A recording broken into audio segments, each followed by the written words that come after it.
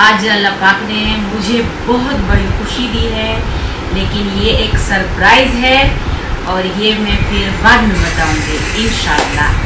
पहले हमारे साथ मिठाई खाए, स्वीट्स खाए। चलो तो स्वीट्स खाते हैं। खुशखबरी में जो मुझे मिली है बहुत बड़ी खुशखबरी है, तो वो मैं बाद में इंशाल्लाह ज़रूर शेयर करूँगी सबके साथ।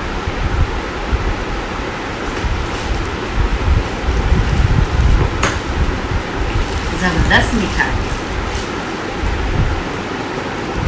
और मेरी फेवरेट